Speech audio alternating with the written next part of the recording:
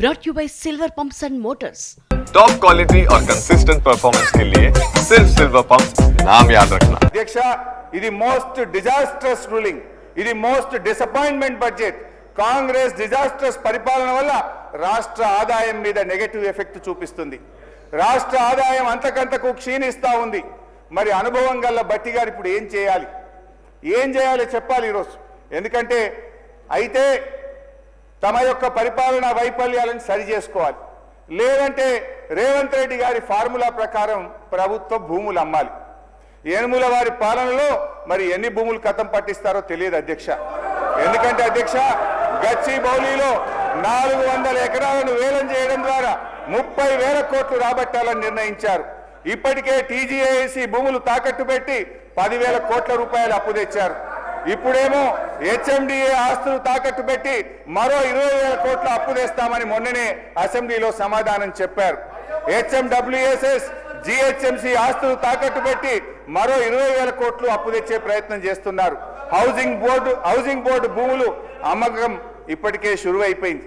నాడేమో ప్రభుత్వ భూములు పెద్దలు ఇచ్చిన ఆస్తని, జాతి సంపదని, చచ్చిపోతే బొంద పెట్టడానికి జాగుండదని రేవంత్ రెడ్డి గారు చాలా గొప్పగా సుభాషితాలు చెప్పారు. ఇవాళనేమో అధికారంలో రాగానే బరాబర్ భూములు అమ్ముతామంటున్నారు, అమ్మకానికి నోటిఫికేషన్లు ఇవ్వడం షురువైపోయింది. అధ్యక్ష అమ్మొద్దని ఆక్షేపించిన నోటితోనే ఇవాళ భూములను అర్రాస్ పాట పాడుతా ఉన్నారు అధ్యక్ష. దీన్ని వాటన్ తీరు మాట్లాడే దిగజారుడు రాజకీయం అంటారు అధ్యక్ష. మొత్తంగా 50,000 కోట్ల రూపాయల ఆస్తులు తాకట్టు పెట్టి లేదా ఆస్తులు అమ్మడం ద్వారా భూములను ఆస్తులను 50,000 కోట్లను సమీకరించే ప్రయత్నం చేస్తున్నారు. అంటే ఏంది అధ్యక్ష, అందిన కాడికి అప్పులు చేసుడు, విచ్చలవిడిగా భూములు అమ్ముడు, ఇదేనా మీ మార్కు పాలన అని అడుగుతా ఉన్నా.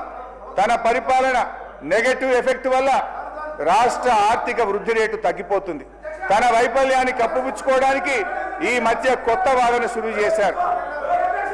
ఏంటంటే అధ్యక్ష దేశమంతా ఆర్థిక మాంద్యం ఉందని, అందుకే ఆదాయం తగ్గిందని సెలవిస్తున్నారు. అధ్యక్ష ఒక నిమిషం వినాలి సార్, మంత్రి గారు వినండి.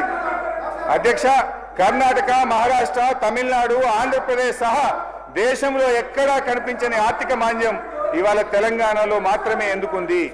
అంతా నాకే తెలుసు, అందుకే అంతా నాకే తెలుసని ఈ ప్రభుత్వం, ఈ ముఖ్యమంత్రి గారు అహంకారంతో, అజ్ఞానంతో, అనాలోచిత నిర్ణయాల వల్ల రాష్ట్ర ఆదాయం కుంటుపడ్డది. తన వైఫల్యాన్ని కప్పుపుచ్చుకోవడానికి ఆర్థిక మాంద్యం వచ్చిందని, ప్రపంచమే స్లో డౌన్ అయిందని ప్రవచనాలు ప్రారంభించారు. ఏ రాష్ట్రానికి లేని ఆర్థిక మాంద్యం తెలంగాణకే వచ్చిందా? మీ నెగటివ్ పాలసీ